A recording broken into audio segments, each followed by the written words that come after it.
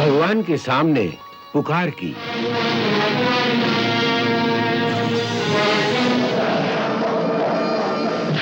यदि शक्ति है तेरे भगवान में तो बोल उससे, बचा ले अपने आप को, बचा ले अपने आप को।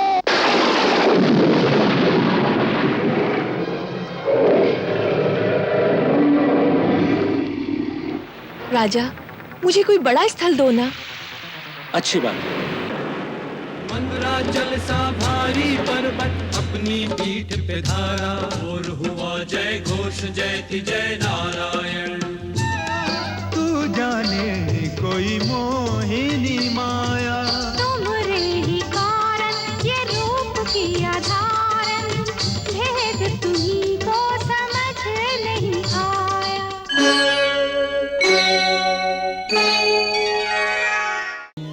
आदि काल में जब ब्रह्मांड का निर्माण तक नहीं हुआ था, परमेश्वर एक दिव्य प्रकाश के रूप में सर्वव्याप्त थे। हर ओर ओंकार का नाम था।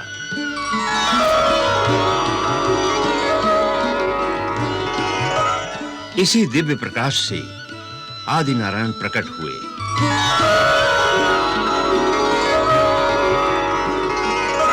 और जब उनके मन में सृष्टि की रचना की इच्छा हुई तो सबसे पहले उन्होंने अपने वाम भाग से आदिशक्ति को प्रकट किया।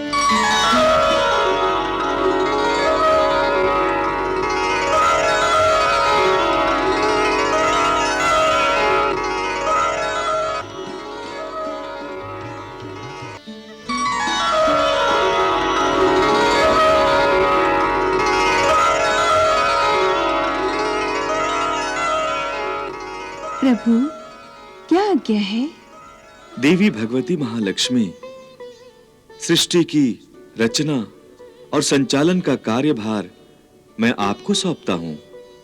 आप अपने अंदर से अन्य शक्तियों को प्रकट कीजिए और सृष्टि की रचना, पालन और संहार का उत्तरदायित्व संभालिए। प्रभु, इसके लिए सबसे पहले आपको मेरी सहायता करनी होगी। कहिए देवी, क्या चाहते हैं आप? मेरी प्रार्थना ये है प्रभु कि आप अपने महा अस्तित्व के अंश से 3 दिव्य विभूतियां प्रकट करें। एक ब्रह्मा के रूप में, दूसरा अंश भगवान विष्णु के रूप में और तीसरा अंश भगवान सदाशिव के रूप में। तथास्तु।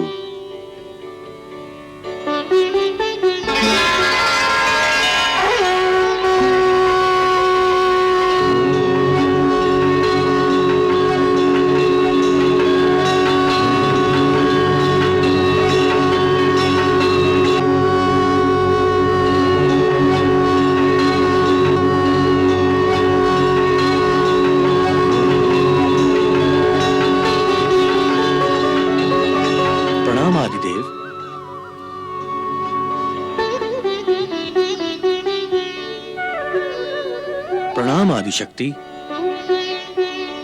प्रणाम ब्रह्मदेव। प्रणाम। मेरी उत्पत्ति किस कारणवश की गई है? हे ब्रह्मदेव, सृष्टि की रचना के लिए आपका प्रादुर्भाव किया गया है। सृष्टि रचना का ये महत्वपूर्ण दायित्व आपको ही संभालना है। तब ब्रह्मा जी ने आदिशक्ति की सहायता से सृष्टि का निर्माण कार्य आरंभ किया।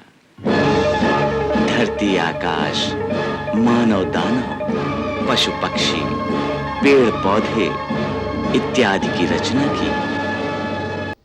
एक समय 2 महान दैत्य हिरण्याक्ष और हिरण्याकश्यप समस्त लोकों में आतंक मचाए हुए थे।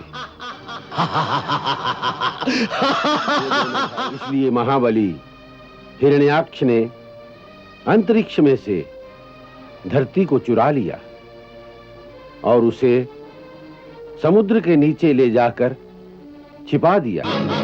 धरती का उद्धार करने के लिए प्रभु ने वराह रूप धारण किया था।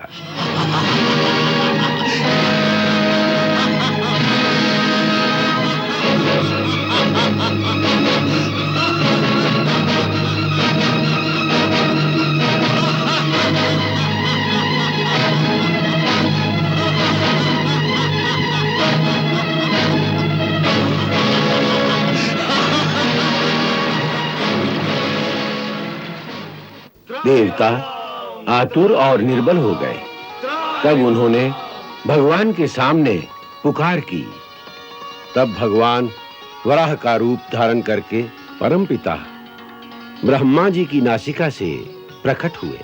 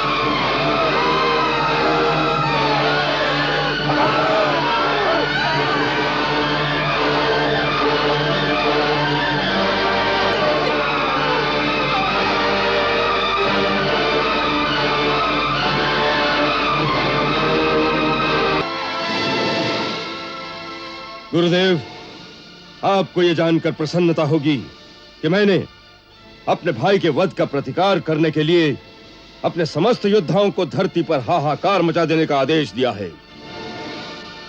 अब मैं समस्त देवताओं को निस्तेज करके इंद्र के साम्राज्य पर भी अपना अधिकार पाना चाहता हूं। बताइए गुरुदेव, इस कार्य की सिद्धि के लिए शक्ति संचित करने का साधन क्या है?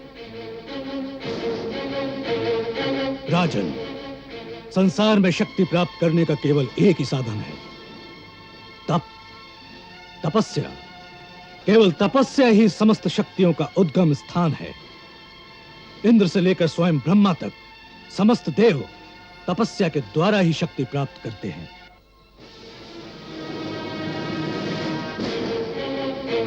तो मैं भी तपस्या करूंगा, और ऐसी घोर तपस्या करूंगा जो आज तक किसी ने न की हो। आप मेरा मार्गदर्शन कीजिए। राजन, यदि मेरे द्वारा बताई गई विधि को तुम पूरी तरह निभा सके तो तीनों लोकों में तुमसे अधिक शक्तिशाली और कोई नहीं होगा। गुरुदेव, मैं मन, वचन और कर्म से आपकी हर आज्ञा का पालन करूंगा।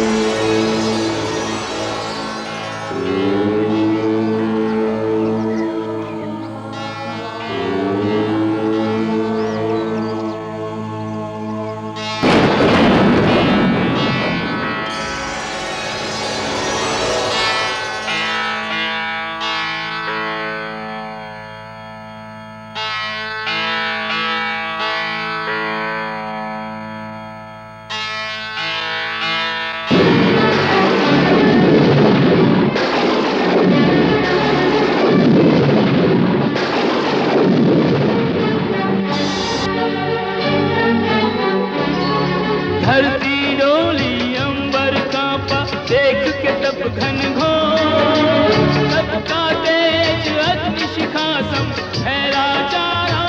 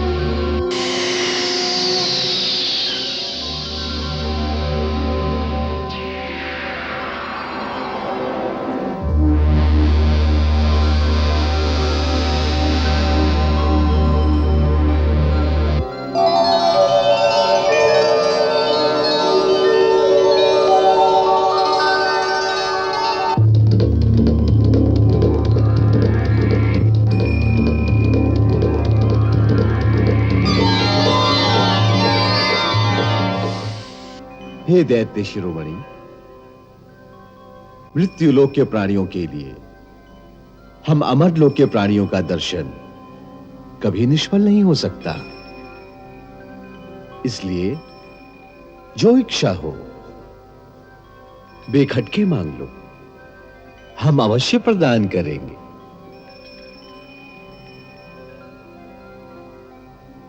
हे परमपिता, आप ही अपने त्रिगुणमय रूप में इस सृष्टि की रचना, रक्षा और संहार करते हैं। मैं आपको नमस्कार करता हूं।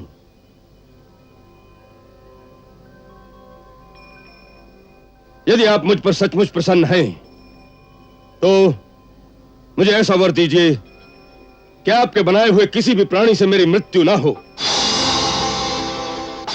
न मनुष्य से, न पशु से, न दैत्य से, न देवताओं से।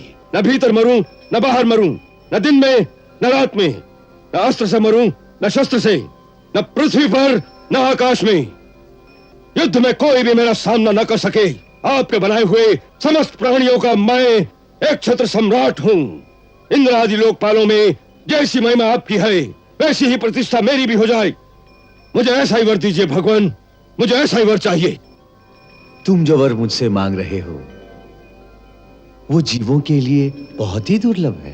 परंतु मेरे गुरु शुक्राचार्य ने कहा था कि ऐसी कठिन तपस्या के बाद कोई भी वर दुर्लभ नहीं होता। क्या वो झूठा आश्वासन था? क्या मुझे और तपस्या करनी होगी? और तपस्या की आवश्यकता नहीं है। गुरु शुक्राचार्य ने सत्य ही कहा था।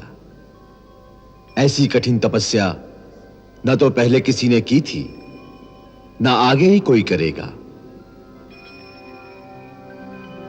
हे दैत्यराज, जो वर तुम मुझसे मांग रहे हो वो दुर्लभ होने पर भी मैं पूर्ण रूप में आपको प्रदान करता हूं।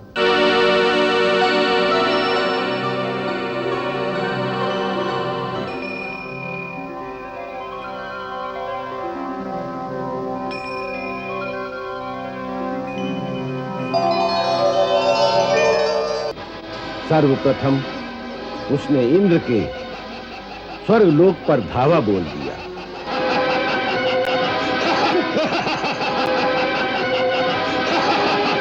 इंद्र भाग गया। देवता परास्त हो गए। अब स्वर्ग पर भी हमारा राज्य है। ले चलो इन्हें, सबको बंदी बना लो। मैं यहाँ का भगवान हूँ। हर कोई मेरी पूजा करे। जो मेरी पूजा नहीं करेगा वो संसार में जीवित नहीं रह सकता।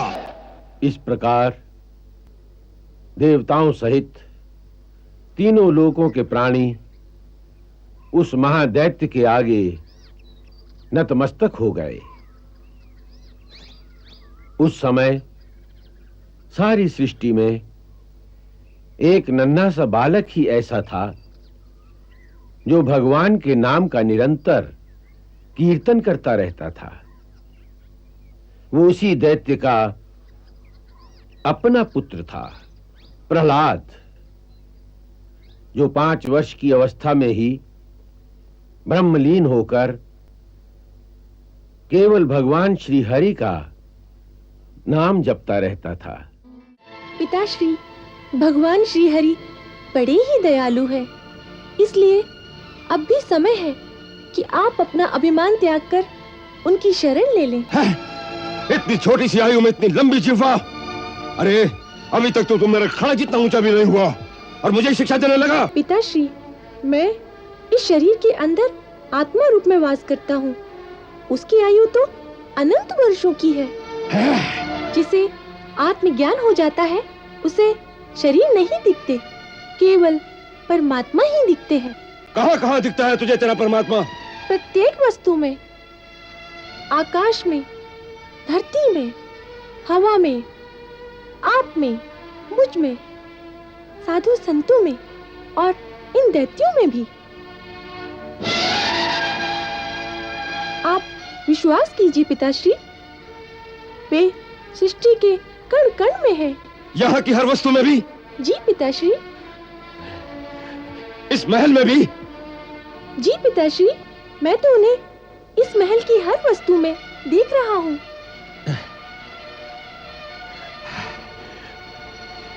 इस खंबे में भी दिखता है तुझे तेरा परमात्मा? जी पिताश्री, वे इस खंबे में भी है। यदि वो इस खंबे में भी है तो मैं अभी इस खंबे ही चकनाचूर कर देता हूँ।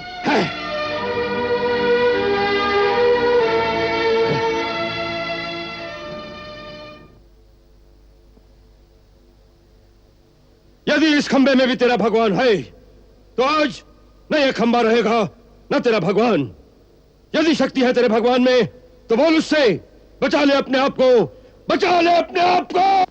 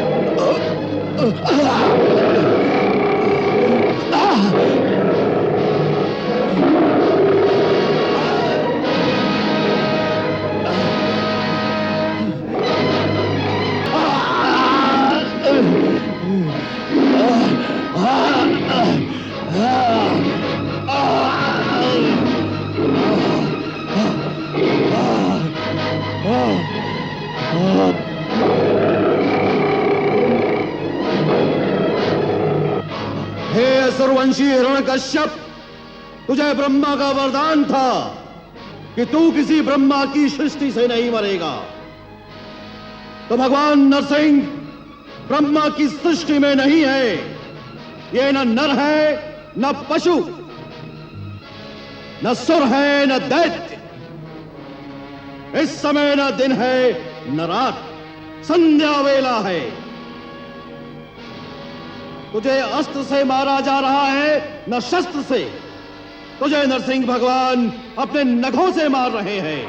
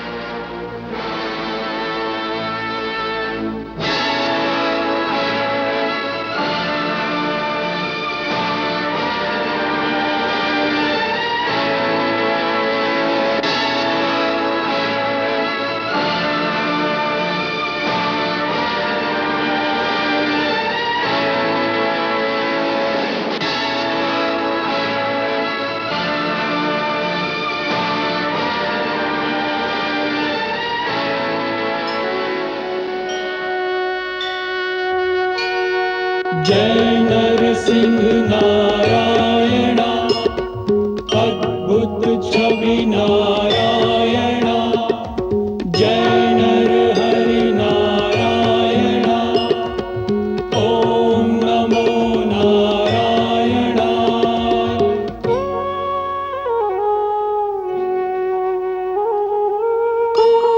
कोपकालस्य यो विग्रह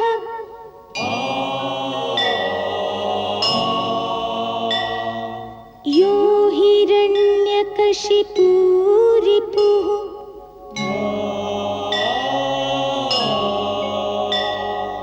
तस्मै मृगनरेन्द्राय नरसिंहाय नमो नमः।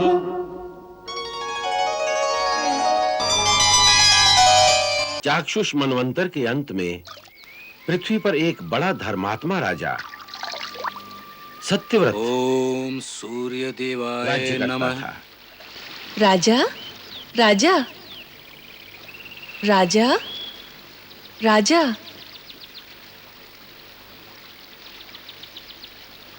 ये आवाज किसकी है? राजा, मुझे जल में वापस मत फेंक। मैं एक छोटी सी मछली हूँ। नदी में बड़ी मछलियाँ छोटी मछलियों को खा जाती हैं। इसलिए जब मैंने आप जैसे वीर पुरुष के हाथों में अपने को सौंप दिया तो मुझे विश्वास था कि अब राजा के हाथों मेरी रक्षा होगी।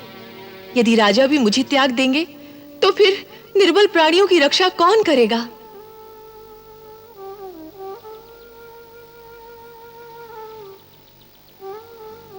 तुम चिंता ना करो मत्स्य, अब तुम्हें कोई भय नहीं। तुम हमारे राजमहल में रहोगी। वहाँ मेरे लिए स्थान होगा? स्थान? राजा सत्यव्रत के राजमहल में तुम जैसे क्षुद्र जीव के लिए स्थान की बात करती हो? वहां तो एक नगर समा सकता है। शायद तुमने कभी राजमहल देखा ही नहीं। चलो, आज हमारे राजमहल को भी देख लो। चलो।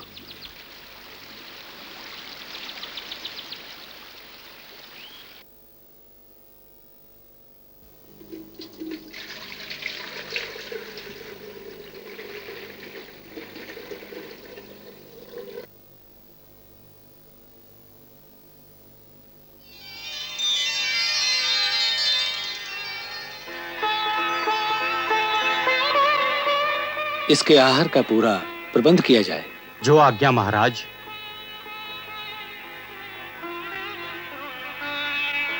अब तुम यहां आनंद से रह सकती हो।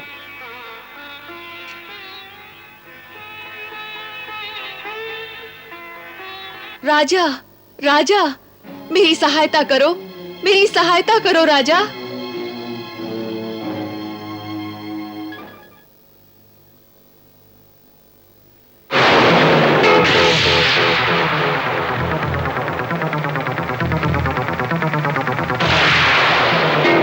बात है, तुम तो बर्तन जितनी बड़ी हो गई हो। राजा, मुझे कोई बड़ा स्थल दो ना। अच्छी बात है। प्रहरी, इन्हें किसी बड़े बर्तन में रख दो। जो आज्ञा महाराज।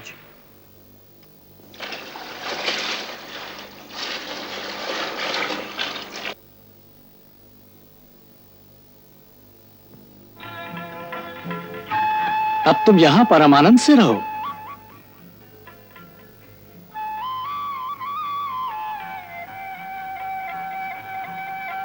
राजा, राजा,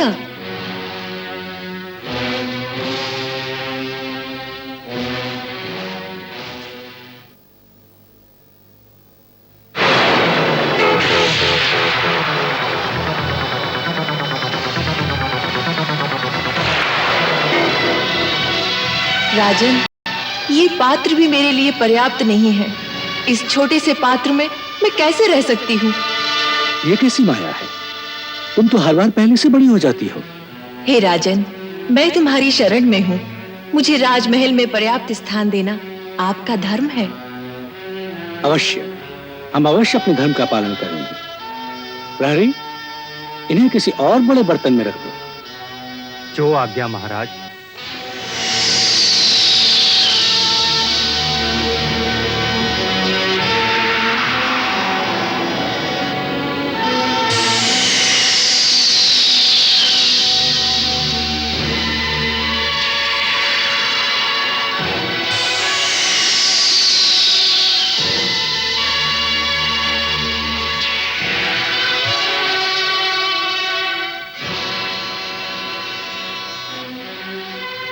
देखो राजन, ये पात्र भी मेरे लिए पर्याप्त नहीं है।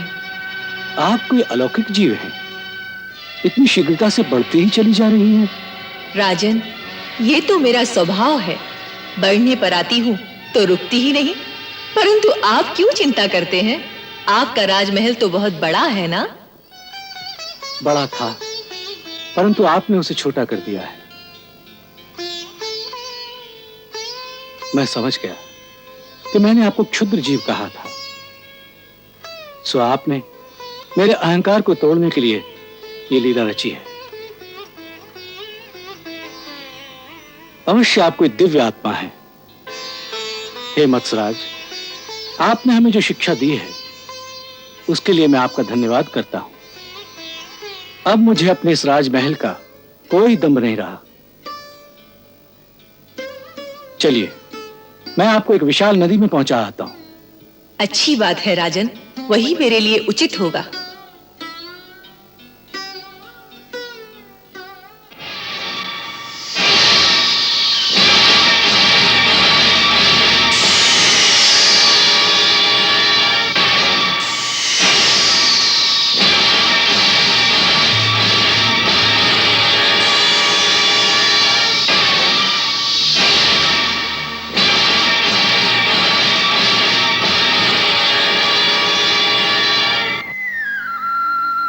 हे महात्मा, आप कोई साधारण जलचर तो हो नहीं सकते। सच सच बताइए कि आप कौन हैं और ये मत्स्य का रूप धारण करके अपनी माया से हमें क्यों भरमा रहे हैं? एक ही दिन में जिसके आकार में इतना विस्तार हो जाए, ऐसा जलचर तो मैंने कभी न देखा न सुना। अवश्य आप सर्वशक्तिमान श्री हरि ही हैं। मैं मन, वचन तथा कर्म से आपकी शरण में आकर आपको प्रणाम करता हूं। हे प्रभु, मुझे अपने अलौकिक रूप के साक्षात दर्शन देने की कृपा कर।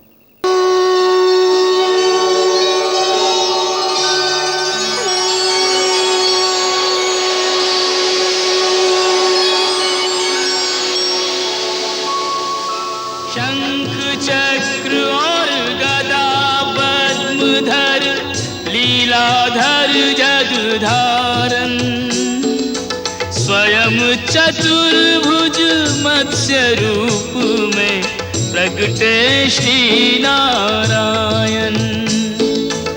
निराकार के आज हुए साकार रूप में दर्शन, सफल हो गए नैन दरस कर, धन्य हो गया जीवन। हे सच्चिदानंद अच्युत अविनाशी भगवान, पृथ्वी पर आपके अवतार किसी न किसी विशेष अभिप्राय हेतु होते हैं। आप अनुग्रह करके अपने इस दास को यह समझाने की कृपा करें कि यह अद्भुत मत्स्य रूप धारण करने का क्या हेतु है प्रभु।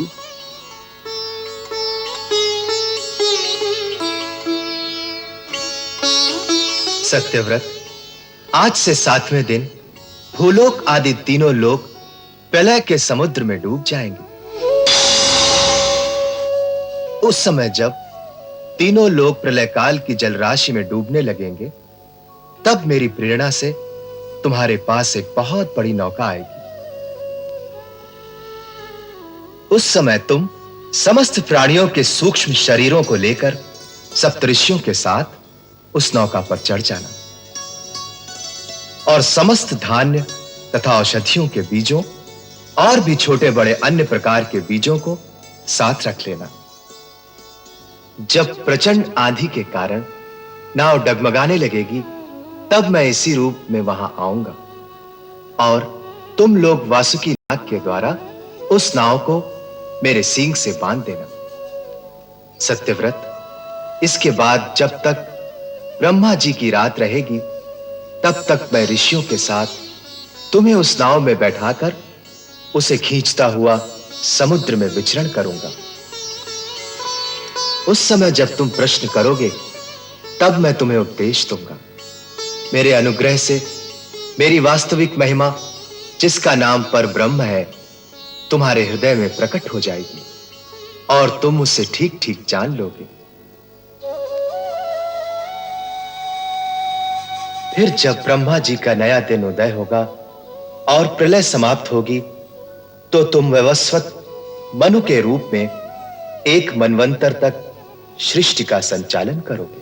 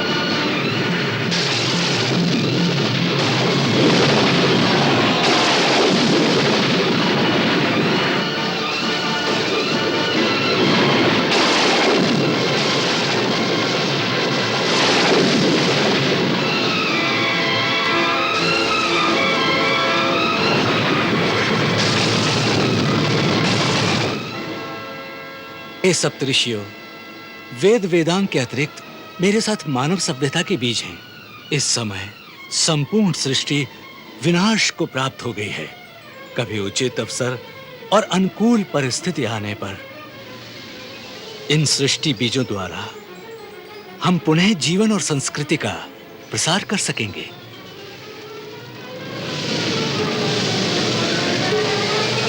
आपका कहना सत्य है महाराज। अब आप सभी लोग निश्चिंत होकर भगवान श्री विष्णु का स्मरण कीजिए। वह शीघ्र ही हमारी सहायता करेंगे, ऐसा मेरा विश्वास है।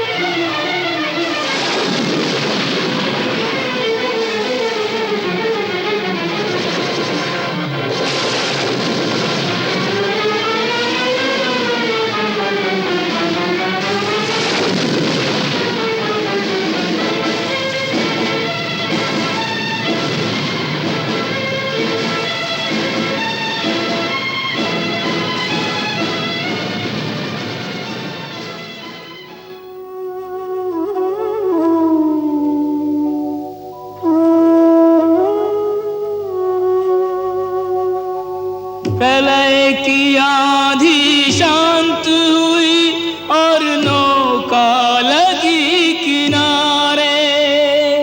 मनु पृथ्वी पर नव जीवन नव संस्कृति लिए पधारे।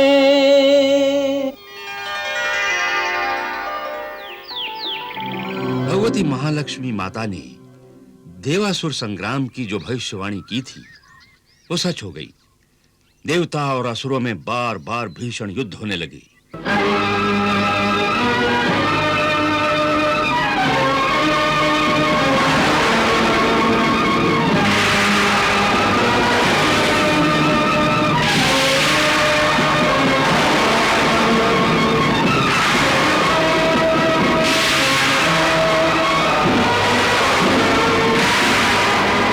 लगातार देवासुर संग्राम और सृष्टि के विनाश के कारण भगवती महालक्ष्मी माता चिंतित हो गई। क्या बात है देवी, आप चिंतित दिखाई दे रही हैं? प्रभु, आप तो जानते ही हैं कि कितना भीषण देवासुर संग्राम हो रहा है। मैं इन देवताओं और दानवों दोनों की आत्मा हूँ। मैंने ये कभी नहीं चाहा था कि ये विनाश के रास्ते पर आगे बढ़ें। हाँ देवी, जब संतान ही आपस में लड़ बैठते हैं तो माता चैन से कैसे बैठ सकती है? एक ऐसा उपाय सोच रही हूँ जिससे न केवल देवताओं और दानवों का भला हो बल्कि सारे संसार का कल्याण भी होगा। ऐसा क्या उपाय है आपके मन में देवी? समुद्र मंथन। हाँ देवी, समुद्र में जो दिव्य संपदाएं निहित हैं उन्हें निकालने के लिए देवताओं और दानवों का मिलाप आवश्यक है। देवताओं और दानवों के मेल जोल को नए और शुभ पर्व का आरंभ होने से पहले ही अंत होने की संभावना दिखाई देने लगी थी।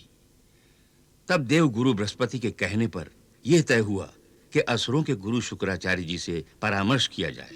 यह देखकर आदिशक्ति महालक्ष्मी ने देवी सरस्वती को आज्ञा दी। हे विद्या देवी सरस्वती, सृष्टि कल्याण के लिए देवासुर सहयोग परम आवश्यक है।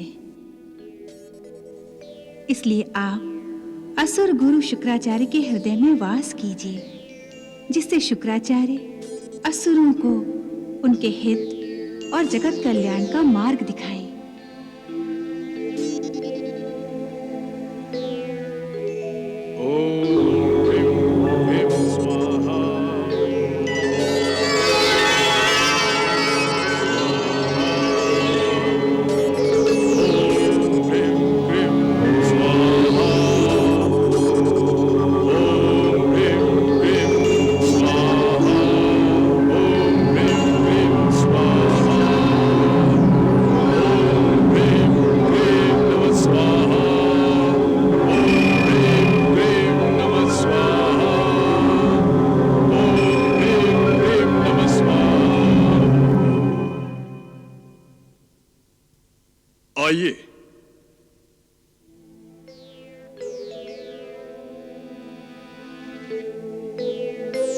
आइए। प्रणाम गुरुदेव। आयुष्मान भव। प्रणाम गुरुदेव। प्रणाम। प्रणाम गुरु बृहस्पति। प्रणाम भार्गव। आइए विराजिए। आइए आइए विराजिए। ये आप क्या कर रहे हैं भार्गव? विराजिए। आपके प्रति मेरे मन में जो आदर है बस वही व्यक्त कर रहा हूं। देवेंद्र आप भी विराजिए। महाराज बलि आप भी बैठ जाइए।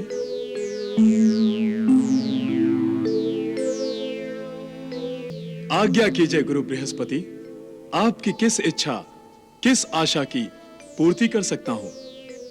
सारे असुर भी आपकी इच्छा का आदर करेंगे। जगत कल्याण के लिए हम समुद्र मंथन करना चाहते हैं, जिसके लिए असुरों और देवताओं का सहयोग आवश्यक है।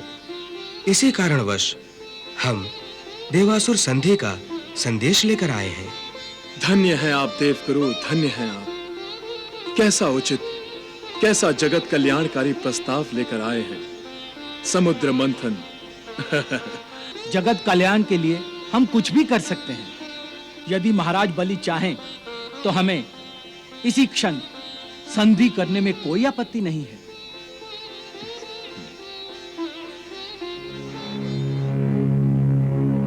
हे असुरराज, संधि के शुभ कार्य के लिए आपको मेरी आज्ञा की आवश्यकता नहीं है। आपको मेरी आज्ञा बिना ही देवेंद्र से संधि कर लेनी चाहिए।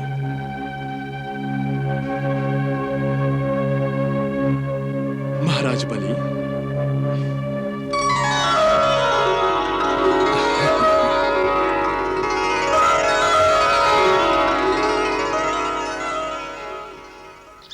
जब देवता और असुर दोनों इस बात को मान गए कि दोनों मिलकर समुद्र मंथन करेंगे, तब बलि के दरबार में इस बात पर झगड़ा शुरू हो गया कि समुद्र मंथन से जो रत्न और दूसरी संपदा निकलेगी उसका बंटवारा कैसे होगा।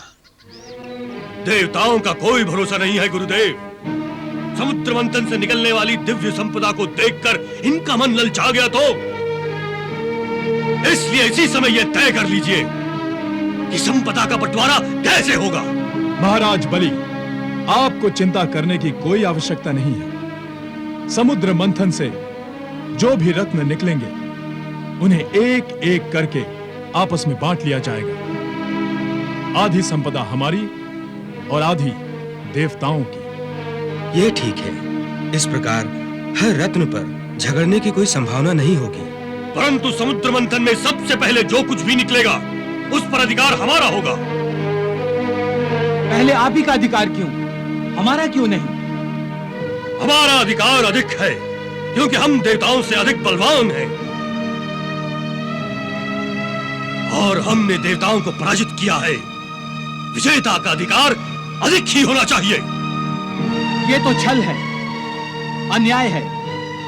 हे देवेंद्र, हम यहाँ सहयोग करने के लिए आए हैं, झगड़ने के लिए नहीं। फिर छोटी-छोटी बातों पर झगड़ा किस लिए? ये तो असुरों और देवताओं के भाग्य की बात है कि किसको क्या मिलेगा। समुद्र मंथन द्वारा जो कुछ भी पहले निकलेगा वो असुरों को ही दिया जाएगा। कदाचित पहला रत्न उन्हीं के भाग्य में हो।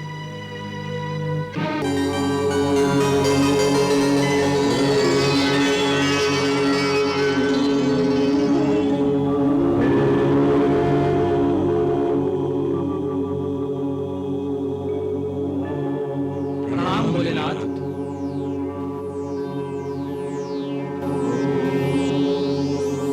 कल्याणमस्तु।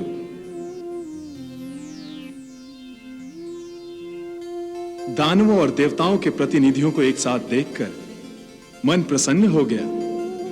ये एकता अवश्य जगत कल्याण ही करेगी। हे प्रभु, हम जगत कल्याण कार्य हेतु ही आपस में मिलकर आपके पास आए हैं। बड़ी ही अच्छी बात है। हे भोलेनाथ, भगवान शिव शंकर, हम समुद्र मंथन करना चाहते हैं।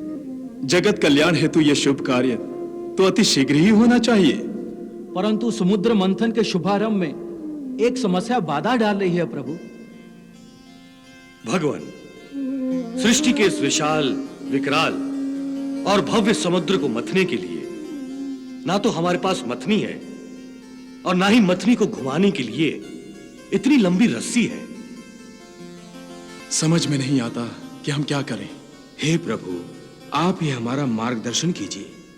हे देवेंद्र, हिमालय पर्वत की विशाल श्रृंखला में एक विशाल और विकराल मंदार पर्वत है जिसका आकार मथनी जैसा ही है।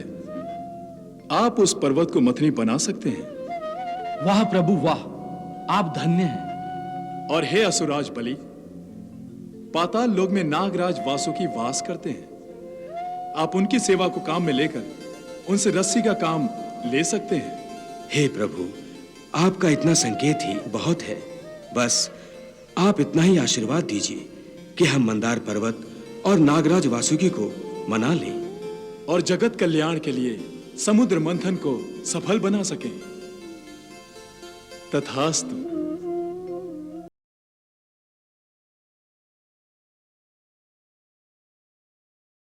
मंदराचल की बनी मथानी, बासुकी नाग की नेति बनाई, सागर मंथन में नारायण देवगणों को हुए सहाय।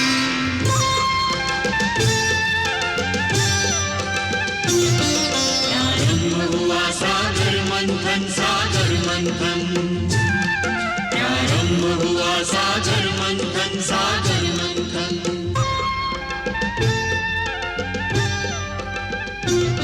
सागर मंथन, सागर मंथन, सागर मंथन। दुर्लभ निधियों के हेतु करे सागर मंथन।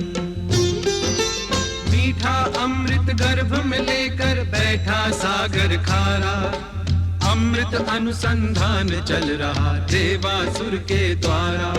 अमृत के लिए सागर मंथन, सागर मंथन। रत्नों के लिए सागर मंथन, सागर मंथन।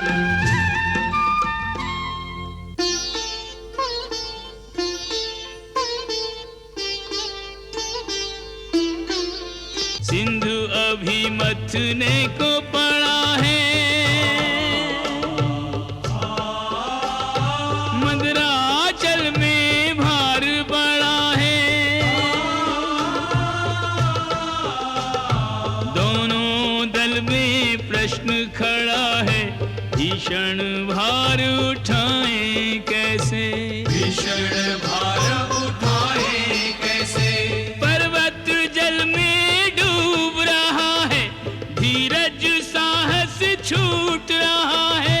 पर्वत के संग जल में डूबती आस की नाव बचाएं कैसे।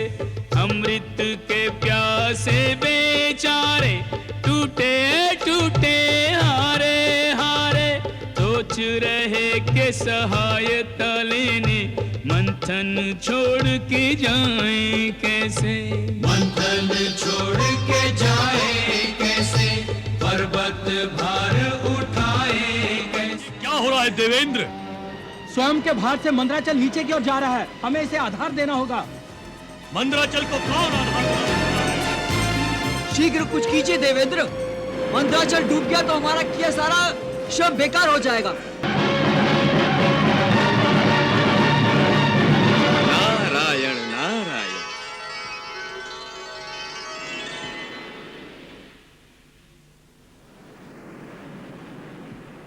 हे देवगुरु, इस समय आप आदि शक्ति की शरण में जाइए, वही आपकी सहायता कर सकती हैं। जो आज्ञा महर्षि। हे आदि शक्ति, हे महामाया, आप ही की प्रेरणा से समुद्र मंथन आरंभ हुआ है। अब इस शुभ कार्य को रुकने मत दीजिए। हे माता, इस आपात स्थिति में आप ही का सहारा है। चिंता मत करो वत्स।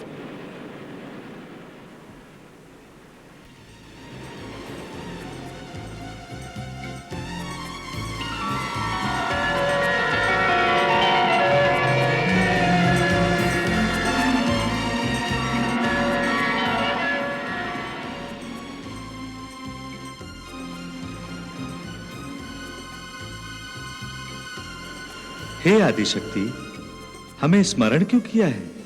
विष्णुदेव, आप अपना कश्यप अवतार लीजिए और मंद्राचल को सहारा दीजिए। जैसी आपकी इच्छा देवी।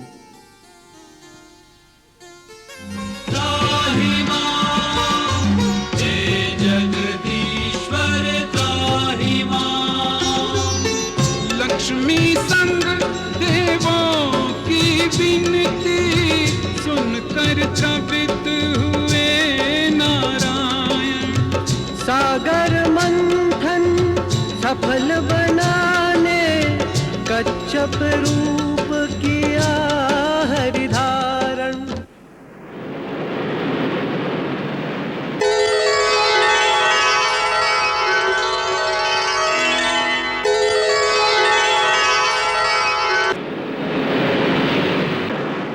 मंदराचल सा भारी पर्वत अपनी पीठ पे धारा, नाथ कृपा कर देवासुर का बिगड़ा काज संवारा। चहुओर हुआ जय घोष जयति जय नारायण, फिर होने लगा सागर मंथन सागर मंथन। हे आदिशक्ति महालक्ष्मी माता, तेरी जय हो। तेरी जय हो माता, तेरी जय हो माता।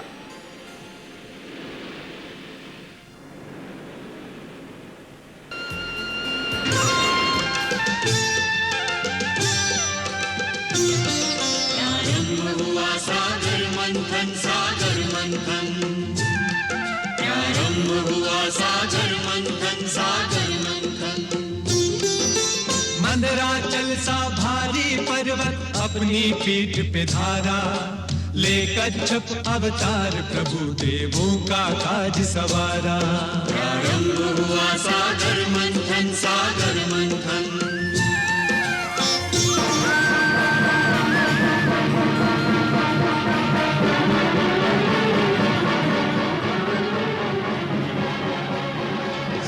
से निकला तीव्र हलाहल, तीनों आलोक में मच गई हलचल।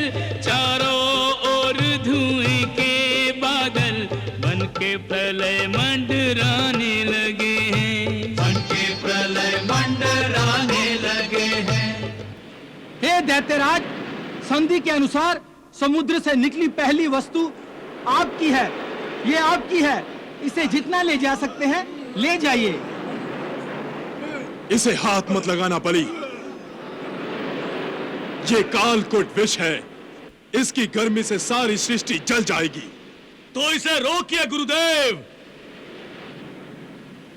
हे देवेंद्र, तुम महामाया आदिशक्ति से प्रार्थना करो, वही मार्गदर्शन कर सकती हैं।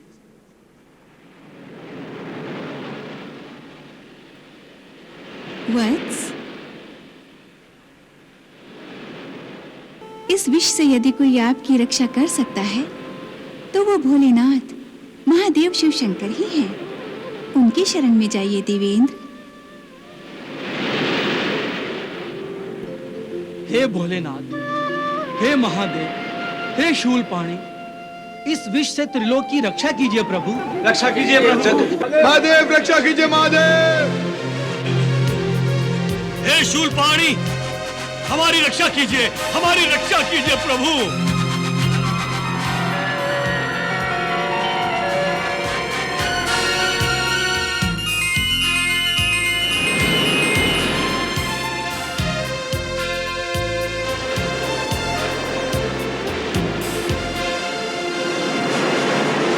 प्रणाम भोलेनाथ।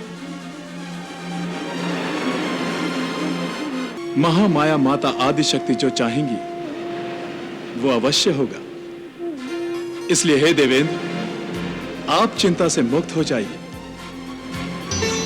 जय शंकर भोले भंडारी, परम कृपाल जगत हितकारी। तीव्र हलाहल पीकर भगवन, तुमने सर्वापदा निवारी। तुम जैसा कोई और नहीं है भय भंजन दुखहारा। जय गिरिजापति जय शिव शंकर, तुमको नमन हमारा। जय नीलकंठ देवादिदेव कल्याण करन। शतकोटि नमन शतकोटि नमन शतकोटि नमन।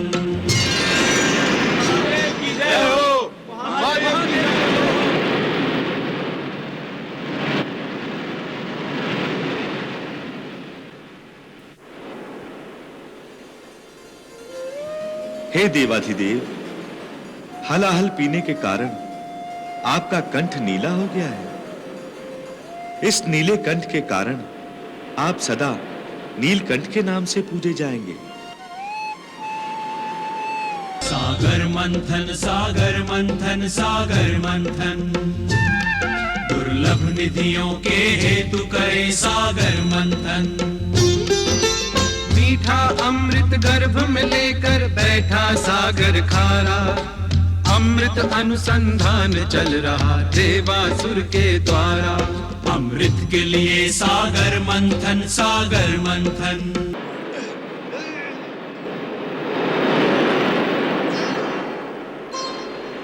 प्रगट हुआ उच्च है श्रवा, अशोका सरताज। असुर देख विस्मित हुए, चकित हुए सुरराज। अशोका सरताज।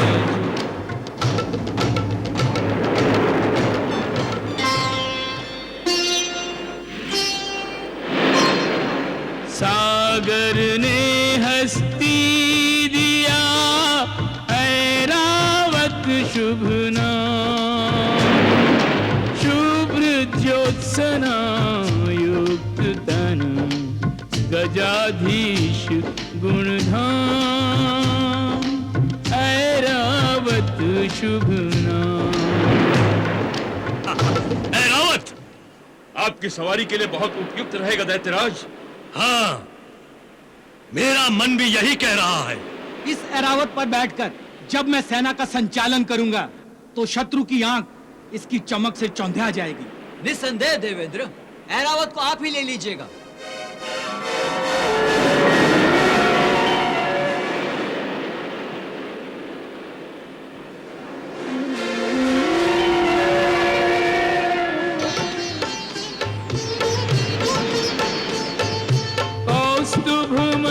मणियों में शिरोमणि, सूर्य चंद्र के भवन, इसी से दिवाली। सागर ने होकर उदार इसे भेंट किया, मणि ये समृद्धि को भी वृद्धि देने वाली। देवेंद्र, क्या यही कौस्तुभ मणि है? हाँ असुर श्रेष्ठ, यही कौस्तुभ मणि है। ये दिव्य मणि आपके गले की शोभा बढ़ाएगी दैत्यराज। इस पर तो केवल आपका ही अधिकार होना चाहिए देवेंद्र। हाँ।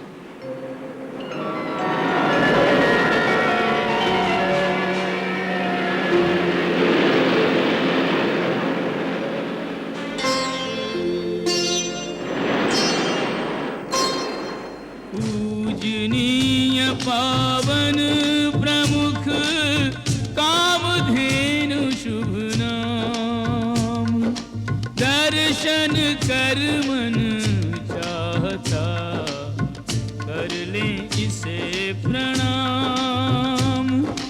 कामधेनु शुभ नाम।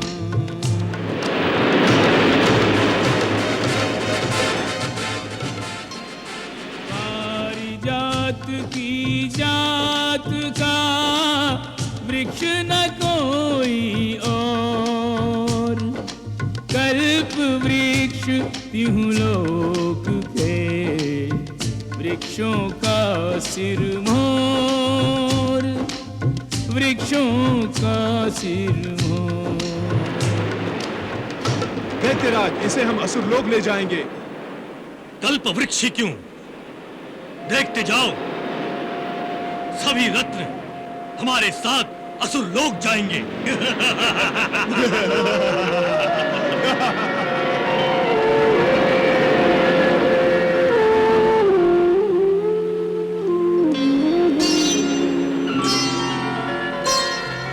रत्नाकर में भी नहीं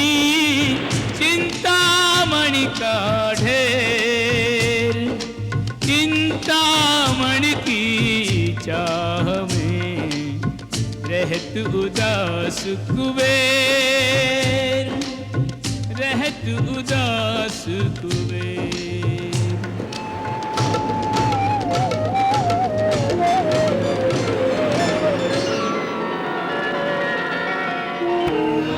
हुआ सागर मंथन, सागर मंथन, प्रारंभ हुआ सागर मंथन, सागर मंथन। अंत में स्वयं भगवान धन्वंतरी अमृत का कलश लेकर समुद्र से प्रकट हुए। अमृत का घट लेकर प्रगटे धन्वंतरी भगवान। अमृत को देखकर देवता और दानव दोनों उन पर झपट पड़े। धन्वंतरी ने देवताओं के लिए अमृत को बचाने की बहुत कोशिश की, परंतु असुर बहुत बलवान थे। वो उनसे अमृत छीन कर ले गए।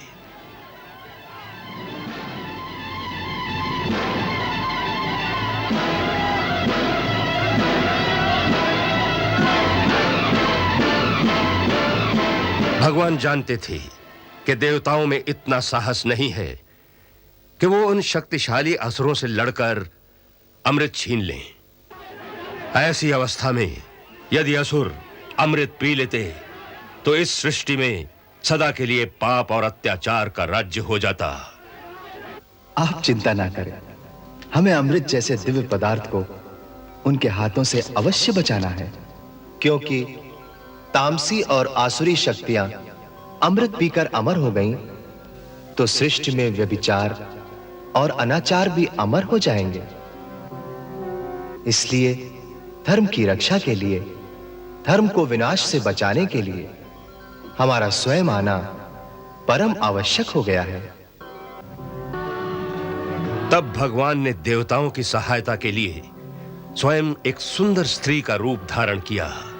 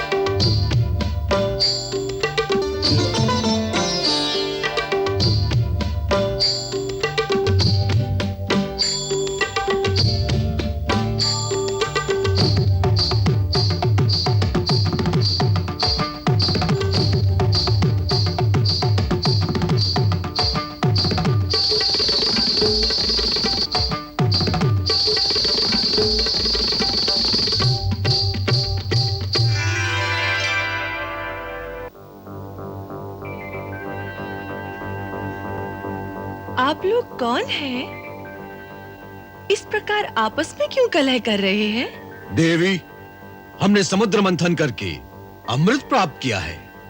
अच्छा, अमृत की प्राप्ति के लिए हम सबने परिश्रम किया था, परंतु इन असुरों ने हमारे भाग का अमृत ही छीन लिया। जिसके पास शक्ति होगी वही तो छीन सकता है। परंतु शक्ति तो न्याय का तराजू नहीं होती। तो फिर शक्ति का क्या लाभ? शक्ति तो न्याय की रक्षा के लिए होती है। न्याय का मापदंड तो धर्म के द्वारा होता है। आप कौन से कुल के हैं? अवश्य ही कोई नीच कुल होगा जो न्याय और धर्म की इतनी भी व्याख्या नहीं जानते। परंतु हे सुंदरी, तुम कौन हो? मोहिनी। सत्य है, मनमोहिनी नहीं, जगमोहिनी। यही सत्य है। मैं ही जगमोहिनी हूँ। जगत के प्रत्येक प्राणी को मोहना ही मेरा काम है।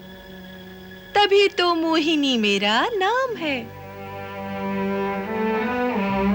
स्वच्छंद हूँ, सभी स्थानों पर विचरती रहती हूँ और जहाँ पर कहीं अच्छे लोगों की सभा चल रही हो वहाँ अपने नृत्य और संगीत से उनकी सेवा भी करती हूँ, मनोरंजन भी करती हूँ, क्योंकि किसी के मन का मनोरंजन करना ही संसार में सबसे बड़ा पुण्य का काम है। यही सोचकर इतनी दूर से आपकी सभा देखकर आई थी, परंतु यहाँ तो कलह कलेश है, द्वेष है, अन्याय है। यहाँ मेरा मन नहीं लगेगा। अच्छा, हे मोहिनी, अगर हम ये कलह छोड़ दें और द्वेष मिटा दें तो क्या तुम यहाँ रुकोगी और हम सबका मनोरंजन करोगी? बड़े चतुर हो। न्याय अन्याय की बात नहीं की। हम अन्याय भी नहीं करेंगे। परंतु इसका निर्णय कौन करेगा? तुम। हाँ, तुम। हम न्याय अन्याय, धर्म अधर्म का सारा निर्णय तुम पर छोड़ते हैं। प्रमाण? प्रमाण तो ये है, ये है अमृत कलश, जिसे चाहे पिला दो, जिसे चाहे प्यासा मार डालो।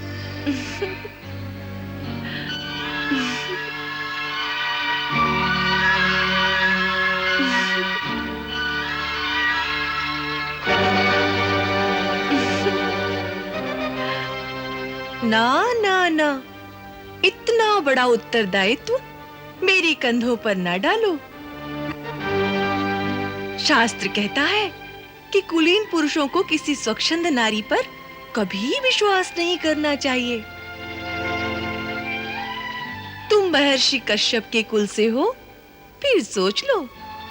देवी, बड़े से बड़ा कुलीन, बड़े से बड़ा शूरवीर, बड़े से बड़ा महात्मा और बड़े से बड़ा योगी जब किसी सुंदरी के नयन बाण से घायल होकर घुटने टेक देता है तो वो अपना धर्म, अपना कुल, अपनी वीरता, अपनी तपस्या, सब कुछ उसकी ठोकरों में डाल देता है।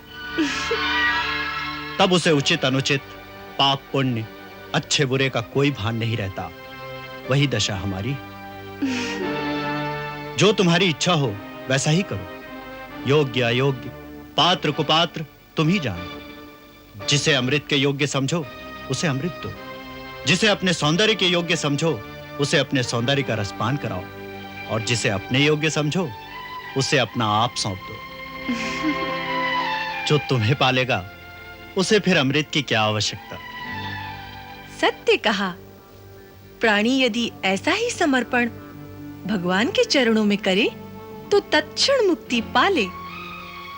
परंतु शायद भगवान नारी के ही रूप में अधिक शक्तिशाली होते हैं।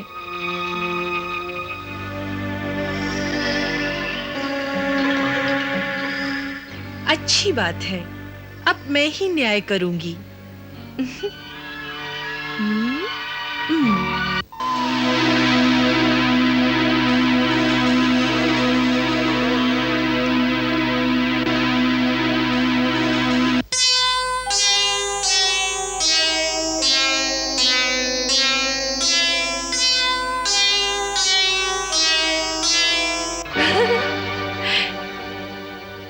आप लोग मेरे साथ चलिए, आइए।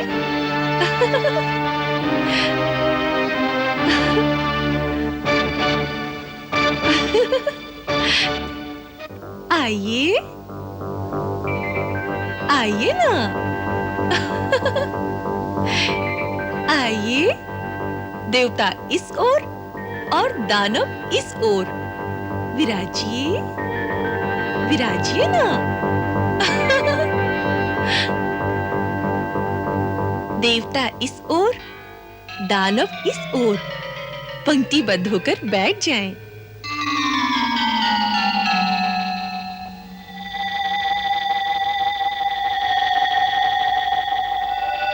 जैसा कि आपने स्वयं ही कहा है, अब मैं जिसे जिस योग्य समझूंगी उसी रस का पान उसे कराऊंगी। स्वीकार है?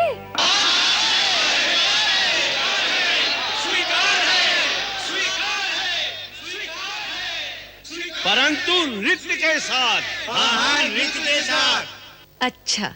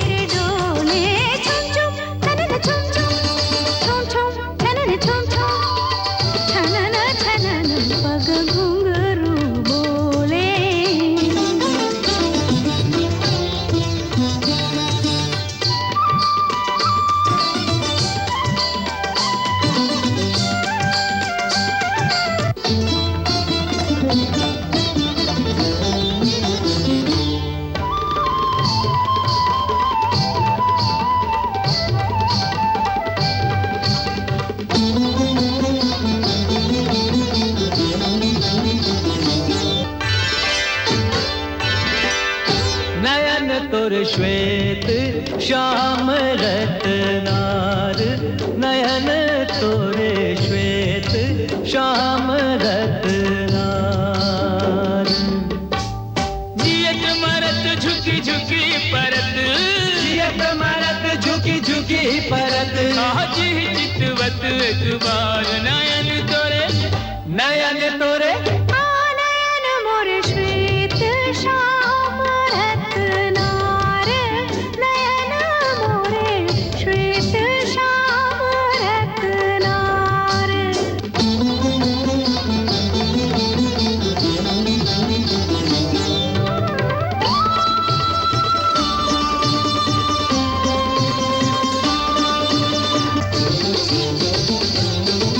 छवि मोहिनी शुभांगी काया, तू जाने कोई मोहिनी माया।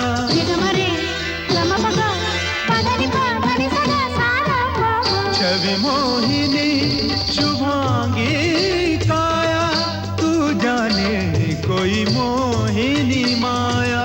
तुमरे ही कारण ये रूप किया धारण, भेद तुम्हीं को समझ नहीं आया। तेरे मीठे बैन तीखे ये नैन, तेरे मीठे बैन तीखे ये नैन, प्रेम की भाषा बोले रे बोले। छुम छनन छुम, छुम छुम छनन छुम, छनन छनन पग घुंघरू बोले, छनन छनन पग घुंघरू बोले।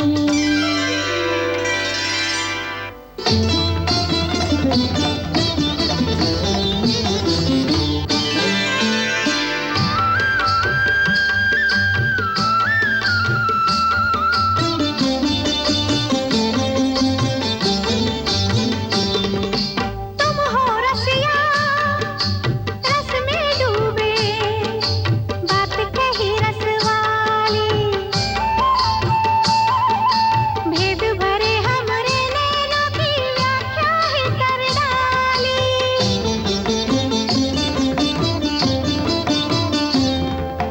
ये दो नैना करते तीनों लोकों की रखवाली,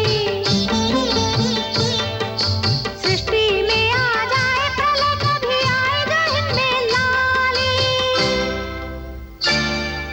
चंचल चपल नयन तोरे गोरी, चंचल चपल नयन तोरे गोरी। हे विश्व में बुझी कटार, नयन तोरे नयन तोरे नयन मोरे श्वेत श्याम रत्नार, नयन मोरे श्वेत श्याम रत्नार।